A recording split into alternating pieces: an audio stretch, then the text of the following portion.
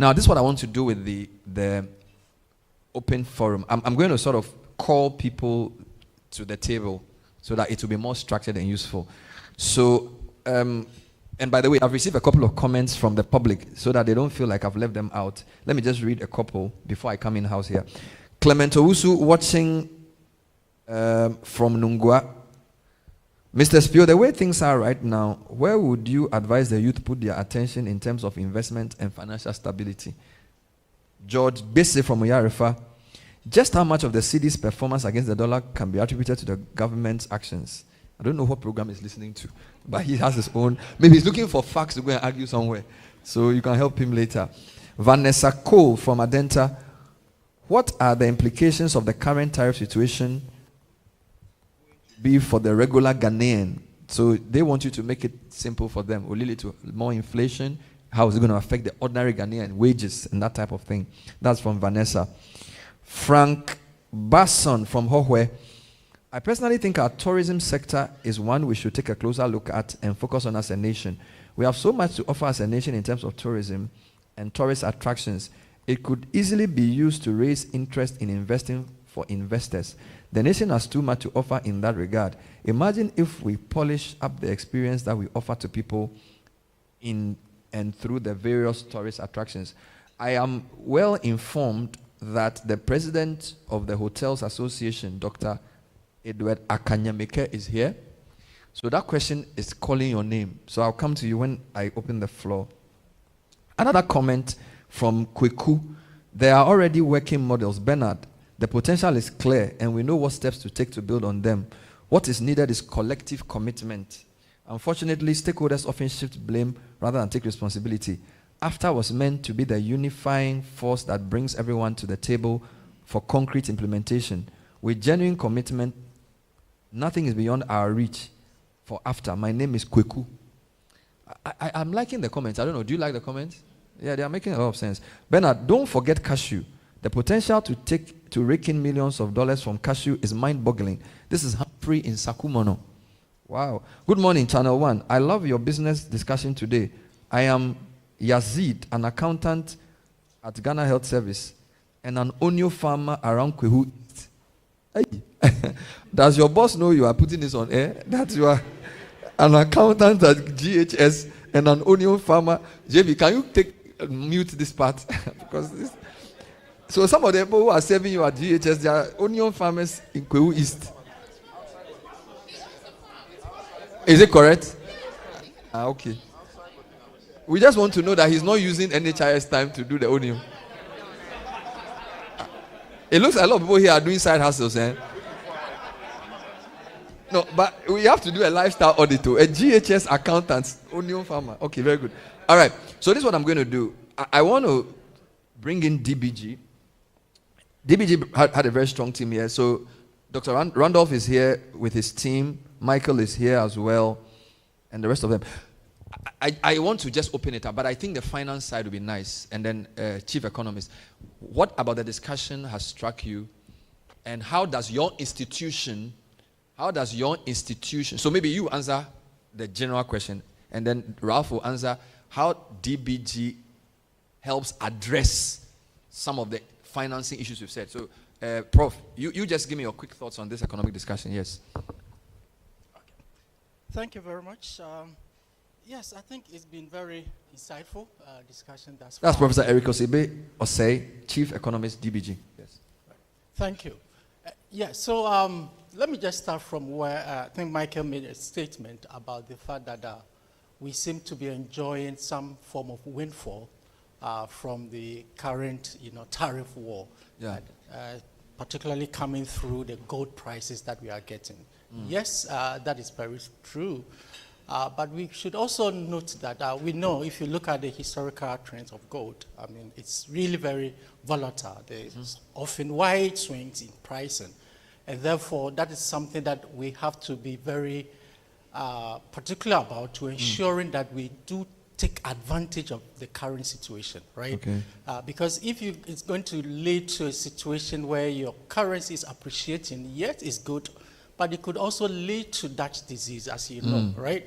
The appreciating currency will mean that your trade export becomes uncompetitive in a way. So you may not be able to take advantage of what is going on after all, because you'll be priced out of the market, you know. So you have to make sure that you balance that. But the way to do that, more importantly, is to look at how do we create a competitive environment. Because we've mentioned all the products that we seem to have some form of comparative advantage, right? Palm oil, cashews, and all of that. But that in itself will not get us into the global value chain.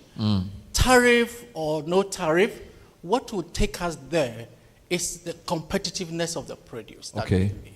Right. If we are able to produce at competitive price, no matter the tariff, you'll still be able to penetrate. Right. So our focus really should be on how do we ensure that we support indigenous firms, the private sector, to be able to produce at competitive price. It's very important. I mean, looking at the value chain, our cost of production is huge. More often than not, these days we talk about inclusive growth, we're talking about sustainable growth. Before, we used to talk about pro-poor growth. But really, what matters for me is the endogenous growth. The endogenous growth tend to look at the key levers of your production, right? What will drive competitiveness? Dr. They mentioned about skills. Our skill set is important, right? We have to be able to make sure that we build the necessary skill set that helps out to upskill our production process. Because more often than not, you can produce shea, you can produce cashews, but our per unit cost is often very high. We have to make sure that our producers have access to medium, long-term capital, affordable capital that will make them competitive, right? Adoption of technology. So we have to be very intentional about rebuilding endogenous growth. So let me hear you right. If we even choose the area of specialization, we must make sure that we are competitive. That means that we produce at a lower cost, and we can produce more per unit than our competitors. So that it will be affordable wherever, whether you're selling to China or America or to Iran. So that's the point. That's the point. That's the point you're making. We have the influx of textiles. We talk about, garment and all the apparels. But if you are not competitive, we'll have the influx of textiles coming from China. But just to understand you, to be competitive, you are saying you need two things. You need skills, but also the finance. Because if the cost of funds is too high, so we probably need cheap power, cheap money, and then good labor. That is productive.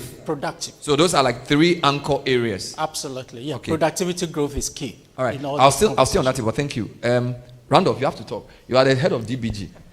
So have you identified, because my people give you jewelry, palm, cocoa, textiles, what did they mention? Chocolate, cashew. At least you should be supporting one or two, because you have money that you on-lend to banks. So you give money to this guy, and then he will give it to the NHIS guy who is doing onion. So do you tell him what area he should spend it? As in, you say, for me, textiles is what I want you to give it to. Or he will say, forget our textiles. We want to do import-export because people are bringing chalewote from China. That's where you get a return. So what do you, as a development bank, tell a commercial bank, and how do you insist that the policy of the government means that the money trickles down to that guy who's farming onion in Kwanta or wherever he's farming the onion? So thank you. It works in 3 stages. The first is that as a bank, we need to plug into the national priorities, which means that at various stages during our strategic sections, we need to have engagements with our shareholder, which in this case is the Ministry of Finance, to share with them a plethora of evidence around where we consider to be the growth pools. What we call growth pools are essentially areas that we believe that the multiplier effect of our investments would deliver comparatively more value than in other areas. So the first stage of it is plugging into the national priorities. The second stage of it then is, after that plug-in, basically building a comprehensive set of evidence-based strategies on how to unleash that mandate. So as we speak currently, our mandate currently is in 4 areas, basically without that all the time, essentially agric, manufacturing, ICT, and areas we call value-added service. You can repackage that to essentially say that we are focused on food security, import substitution, and human capital development, because we invest a lot in health and in education. So what happens then is that then the last lever is engagement with the PFIs that would be the participating financial institutions that we work with. For them, first of all, to plug into what our priority areas are. So there are various sessions we have with them at the beginning of the year, throughout the year, various trainings, various co-creation and co-branding initiatives that we engage with them. So invariably, in as much as we leave the development of the pipelines to them, those pipelines must plug into our core mandate and what we call our priority areas. What we are focused on, essentially, which Prof was trying to suggest, is that we are trying to offer an additionality, not competition. So we are trying to focus on areas that we believe the market has failed in. And that essentially is in providing medium to long-term capital. And not necessarily to compete with the financial institutions in the space where they know how to do best. So that we don't end up cannibalizing the whole market in some sort, and that what we bring expands the market rather than scale it down. Thank you. I like this. So food security, import substitution, human capital development. Fantastic. Now, thank you. I like to move to any other financial institution in the house. Is Exim Bank here? Anywhere from Exim Bank? Yes. Any quick thoughts from you guys? How different are you from them? And because Doc mentioned that the Exim is critical for the conversation around trade and tariffs. So introduce yourself, please. My name is William Obeng. Yes. I'm the General Manager for Projects, Ghana Exim Bank. I think one fundamental difference between us and DBG is that DBG is a wholesale bank, so they lend to financial institutions for on-lending, but we do direct lending. Yes, and taken from all that people have said and what we have seen, I've always believed that you can't be everything to everyone. So we need to focus, and we need to stay the course. I'll give an example. Exim Bank, we targeted the pharmaceutical manufacturing industry to help them put up a global good manufacturing practice plans, GMP plans. And the few which we've completed and which have started work really helped us even during the COVID era. Producing, they were producing the sanitizers, and then they were producing all those vitamins for us. And I think if we stay the course and support even more of them, then we should get to a point where we become significant. If you look at the global pharmaceutical sector now, it's about maybe almost $600 billion. If you look at the whole of Africa, I think we are about 50 or thereabouts.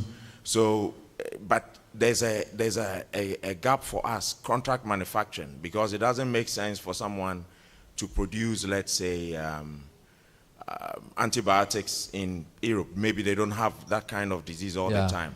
At higher cost, because employment... So it makes sense to produce it here? Yes, makes sense to produce it here. And then we become relevant, and we... So for you in the past, pharmaceuticals has been one. He mentioned import substitution, he mentioned human capital development, and then I think he mentioned food security. Does Exim have any 2 or 3 priority areas? So as Exim, if you check on our website, 1, we want to generate mass employment. 2 is value addition.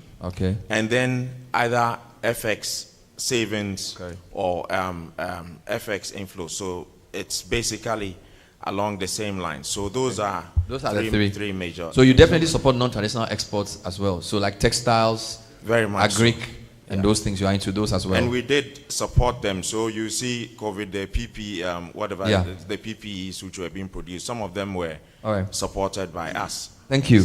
Let me move to another group. There are a lot of business groups here.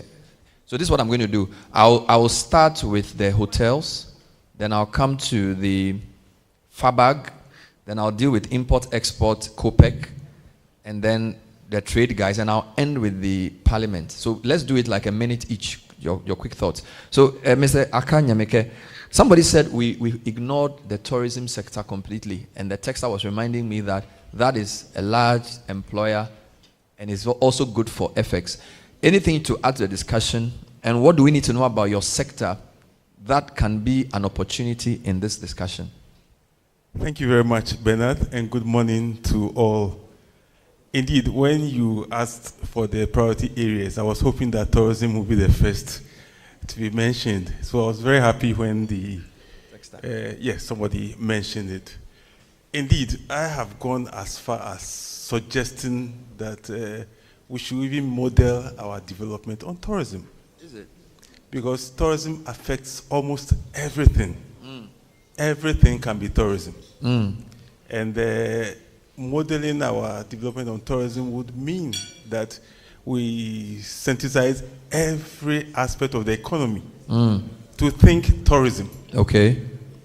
The bottom line must be tourism in all the sectors of the economy, because that's what's going to promote people coming into the country, market the country, and then they also enjoying every aspect of the economy when they get here.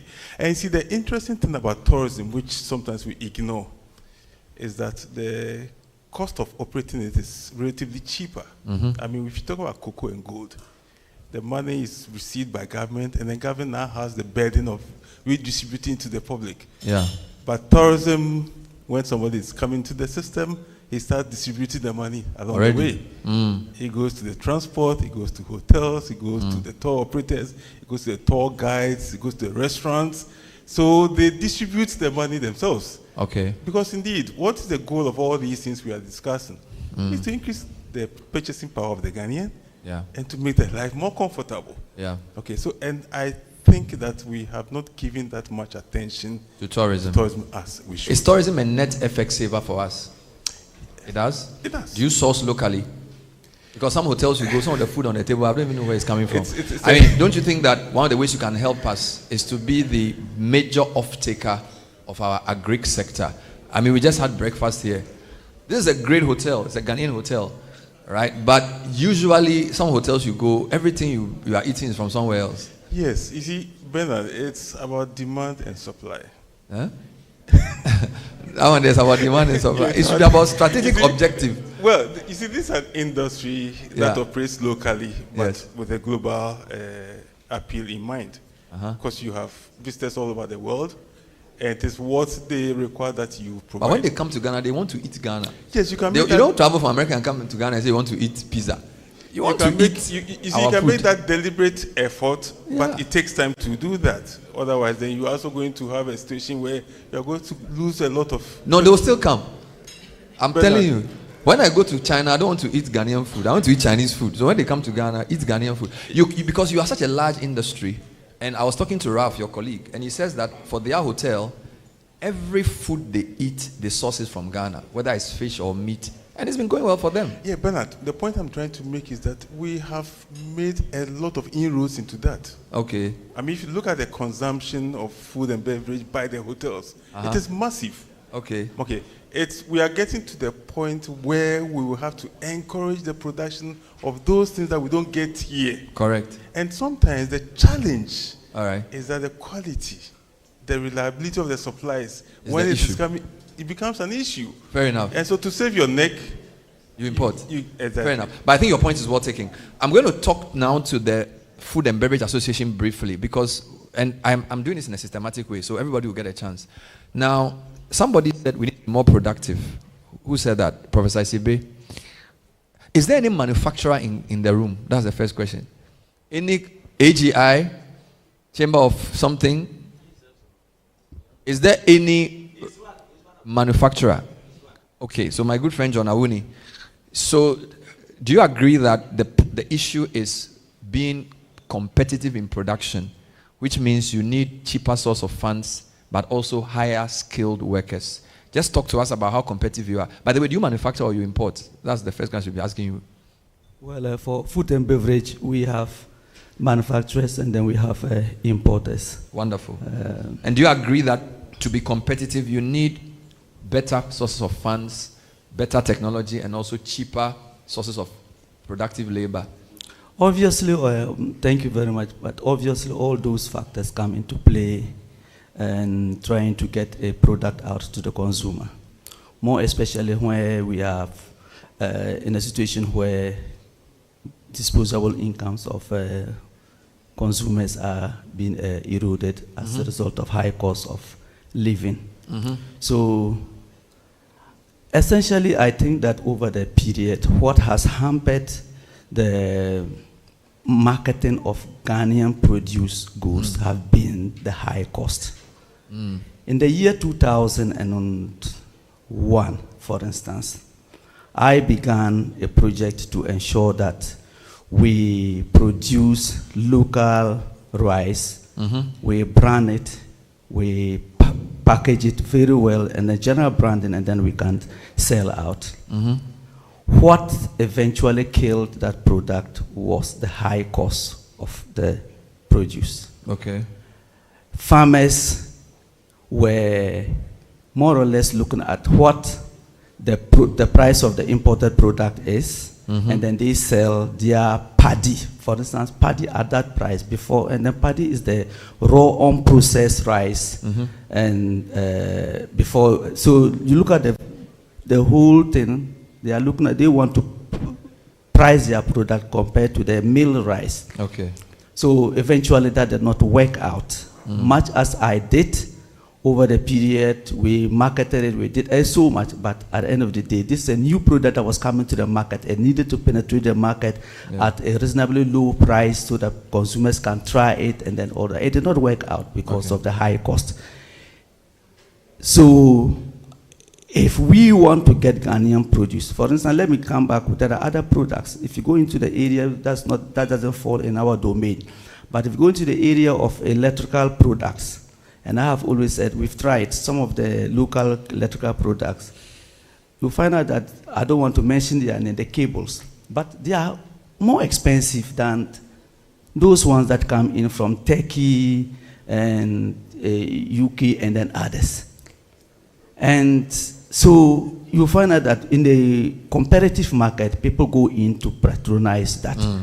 So I could go on and on, but the fact is that I would say that for this country to be able to make a headway in producing, making sure that consumers patronize what we produce locally, we have to ensure that our products are competitive. So that's quality and price. If you take, for instance, the beers, without mentioning any brand, the price of beer, for instance, increased from 140 cedis in December to 220 cedis. In the face of the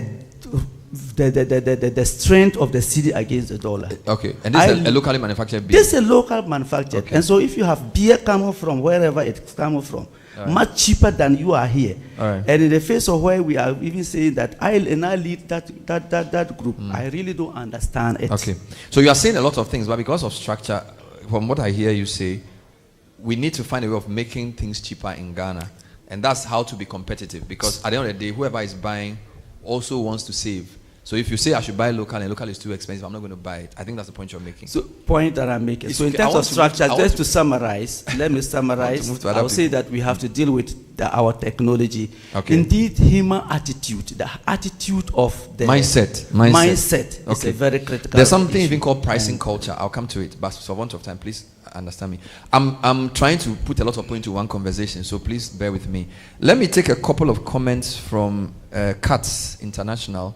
Apia, you've been talking to me a lot about Ghanaian pricing culture. You also talk about competition law, and you feel like the institutional arrangement around customer service also needs to be tidied up if you are to be competitive. Can you just give me a couple of thoughts around that whilst we are in this area of being competitive? Okay, thank you very much, Bernard, and also the viewers. I think as a country, we've not done well with the entirety of our Ghanaian market. Our market is largely informal, and people price their goods without using any scientific approach. And speculative pricing is also has taken over. Of course, in economics, we say that prices are sticky downwards, but how do we allow private sectors and trade associations also to dictate prices for their of the goods that they sell?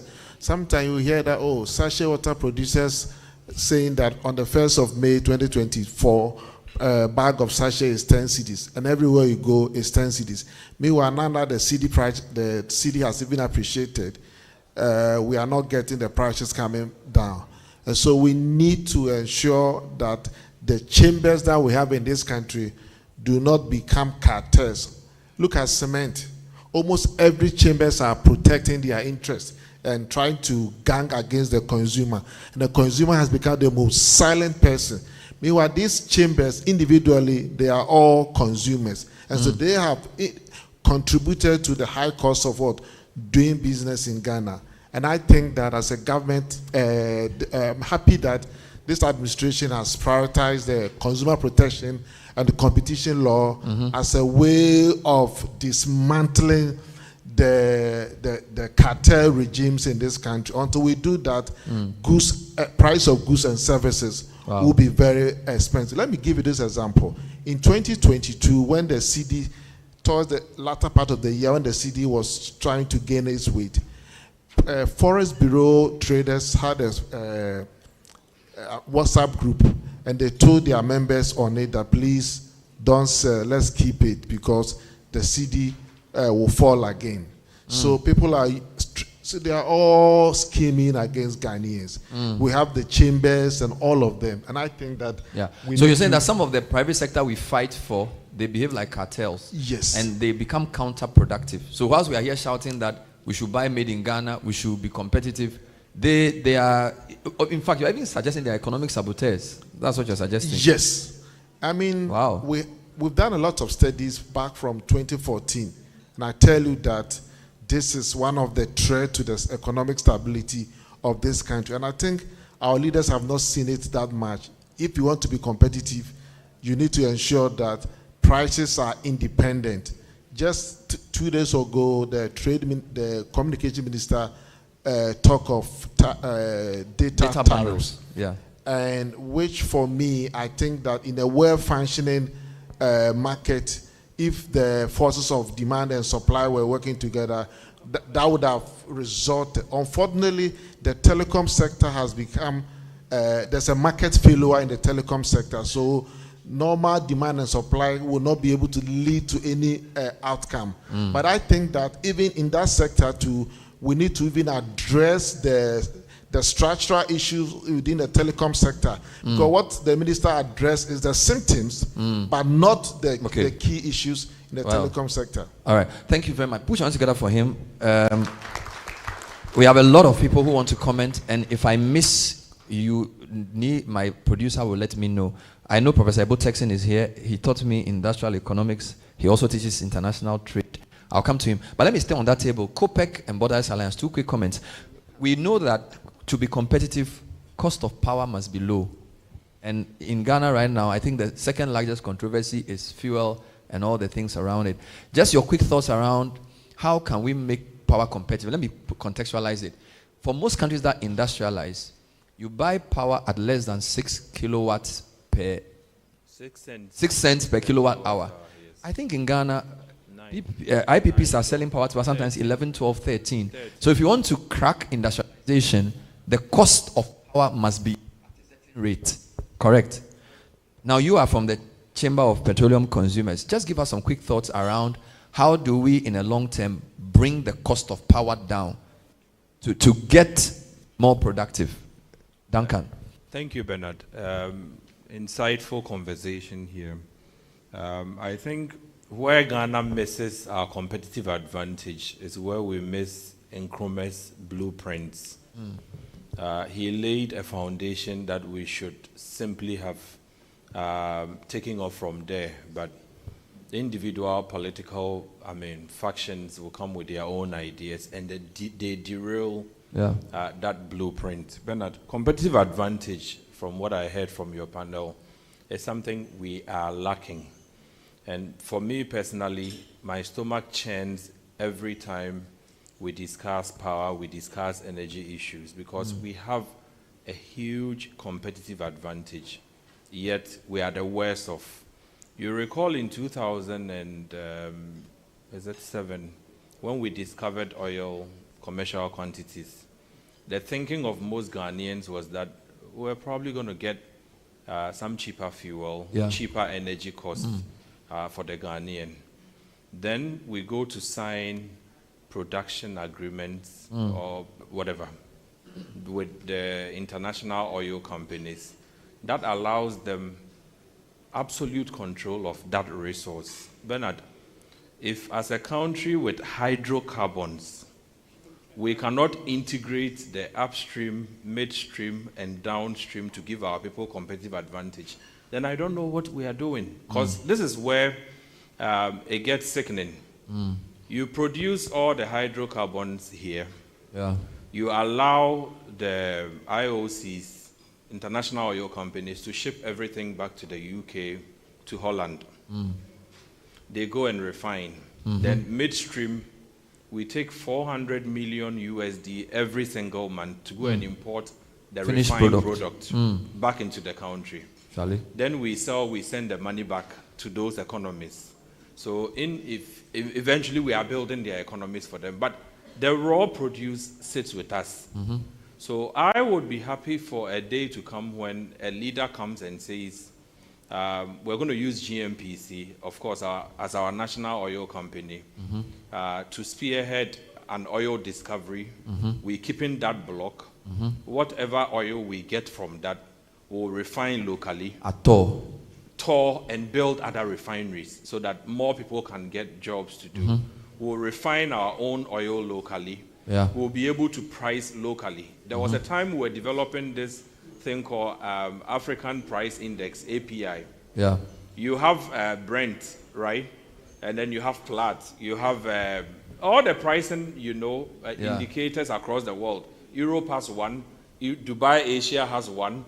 You go to the Americas, Brent is Europe. So, but we don't have WTI. We don't have one. So we cannot determine what it costs us to produce a barrel of oil across Africa. So cost of a barrel across Africa. We allow international companies to take out everything. Then we chase them with a dollar we don't have or we don't mint. To buy the finished product. To buy the finished product. Then we come back and now decide that the local currency is bad, so we should add more to it so that the people will pay more. Look, I think we are just being wicked. And Bernard, I think that for me personally, Sharia law or the Mosaic law must apply to our leadership. That's where you are going. It might sound extreme, Bernard, but you see, why China can be able to fight the global economic war with the West is because if somebody took $4,000, they will come after you. But here, our leaders will decide on anything and they get away. Today, ECG is complaining. They don't have money. But somebody imported containers, 100, 200, 300, 400, 500. They didn't go to clear.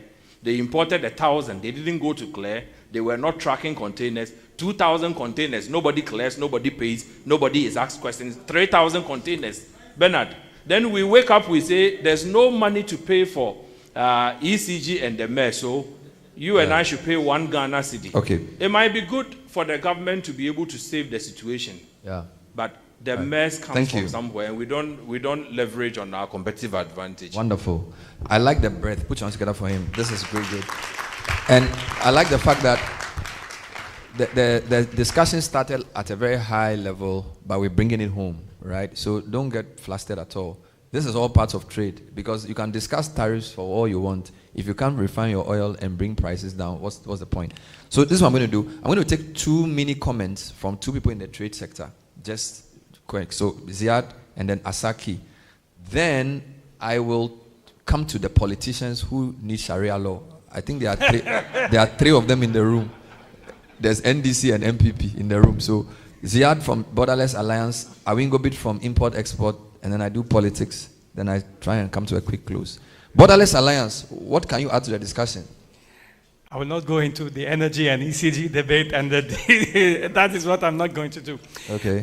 If you said we had 2 minutes each, right? That's too short, so I have to just fluff quickly into what I wanted to say. I want to go back to something you said about NTBs, and the discussion was scarce about NTBs.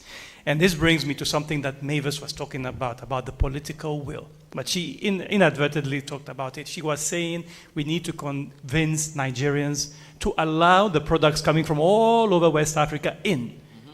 If she can do that and convince Nigerian authorities that they should allow goods coming from West Africa to enter their country unharassed, then she has already solved 80% of all of the problems across Africa. Because that is exactly what is taking place everywhere. Everybody just blocks the borders because they have protectionist, nationalist, political motivations, and nobody asks the questions of the collective will and the collective interest of the people. And so I think that is where we are lacking. I think the tariff is not the real issue. The tariffs is just a manifestation of the changing geopolitical world order. Yeah. And for a while, the geopolitical world order was not in the favor of Ghana or of Africa. Remember that in the 80s, in the wave of deindustrialization across Africa because of the structured adjustment progress, Africa seemed destined to become the producer of raw material for the world and the consumer of finished products. And that is the mentality that we need to shift now that we have received our latest wake-up call. America decides to wake up. They say, it's my country. You have to pay 10% all the way to 80% to access. But that's not the problem, because what does Ghana export to the US? If you look at the GSS Trade Report 2024, the whole North Africa export from Ghana is 5.8%. Of our exports, and the whole import is 7.1%. So if you put 10% for Ghana on 5.8%, it's almost negligible. But it's the manifestation of the alliance and the partnerships, and that is what we have to look at, and we have to look for not just diversification of our economies, but also of our partnerships. If we don't do that one, then we will get stuck in the mud. Wonderful. And to do that one, my final thought, when you bring me back to the fact that there are things that are happening that can help. AFCFTA might not be a magic wand, but it's supposed to accelerate and to catalyze our industrial development. Wonderful. Our industrial policy in Ghana dates from before 2010, the trade policy is the same. We have to update that before we start to say that this is what the framework is. And then we don't necessarily have to reproduce the way Singapore and the others have developed, but we have to frog leap somehow. Yes, please. You spoke earlier about the diaspora. And some idea hit me when we were talking about the remittances. I was like, can DBG find a way to help set up a financial institution or body in the US to collect diaspora bonds and to help transform this money and to channel it to Ghana as development funds to escape that 5%? Because 5% is very high. Yeah. How much will your transaction cost be on that money? 2%, 2.5%? You've already slashed it by half. Yeah. So that's my idea, my aquaba to my brother. Wonderful. Thank you, sir. Put your hands together. Let me take a Awingobit quickly. And this is still our discourse on the tariff situation globally, City Business Forum, as part of the City Business Festival. Awingobit, you have 2 minutes. Thank you, Bernard. I must say this is one of the productive days we have spent in Aliza Hotel here. I must comment City FM, City and ChannelOne for organizing this forum. What I did not see is that our ministries is not here. Ministry of Trade and Industry and Agribusiness is not here. Even though this is all over the country, they're probably listening, but I suggest in the near future we need to have them here. Yes. Especially they are the policymakers and then the implementers as well to be here.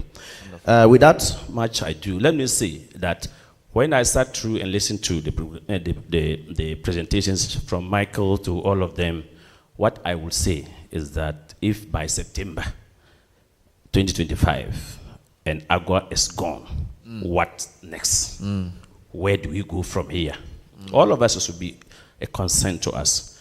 I want to say, you made it clear in your intro that 54 countries African countries signed, and about 30-something now 47 have ratified. Have rectified. I can tell you, it is on paper that they are rectified, but when you go to their custom operations, some of these countries have not deposited their instrument to work. And that exercise was done and played when the first cosmetic company in Ghana and the first beverage Casapreco shipped their goods to South Africa, where we even have the current general secretary, the secretary general is coming from South Africa. When they got there, I can tell you the challenges that they went through. Okay. And so I would say, but it's good that we've started. The most important intriguing problem that I do see here is that we have to trade among ourselves, the 54. That's not two ways. But how do we trade? As we speak, African Union, we do not have, one single vessel. We do not have our coastal area lines. That will say that, okay, let's move our goods to trade among ourselves. We are going to give it to the foreign vessel, Bernard, to take it back to Europe before it then come back to whether Kenya or South Africa to drop the cargo. It's going to be very expensive. We cannot boast of cargo plane that we can take it goods from here, Ghana, straight to Kenya or straight to South Africa. If it is perishable, just like Blue Skies is exporting every day to the United market, UK, by tomorrow morning, the product is there and it's in their shelf for us to consume fresh. So these are some of the things that we have to think. That's what we focus on. Come again. Yes. So that's what you should focus on. Absolutely. We have to focus on. The other aspect is, I agree with Michael. You did a presentation yesterday at Horticulture Expo. And today you did a very fantastic presentation, very provoking. What I would want to say is that, yes, it is true that the Asians went together to negotiate with Trump. You know, the figures that Trump started with China, about 125 or so. They also went with 100 and something. He came to 30%. They say, okay, 34%. Okay. But we are going there individually. What can we go and do? We have to go in the name of African Union. Wonderful. And if you go in the name of African Union and they refuse, we must come back and look for different market. And I saw that he talked of whether if you don't have a strategy, you have to go with someone's strategy. Yeah. We can go beyond China. We can go to the other Asian countries, the Middle East. We need to look for new emerging market for our product. Right. The one that kills us, especially as a country, in the name of African Continental Free Trade. Bernard, you have been being on air every day. Can you tell me, in Ghana here, what are our products that if you go to my region, Upper East region, I would say because of African Continental Free Trade, the government has made a deliberate policy for us to grow tomatoes more, for us to do ginger more, for us to do any crop or production that if you go to, we take the regions, the 16 regions, we'll be able to say that because of African Continental Free Trade, when you need this product, go to this region. Thank you very much. They are viable like the Chinese, that's it in their province. Each province has a very strategic commodity or product that they produce. Thank you very much. Thank you very much, Asaki. Now, it's a few minutes to 12. So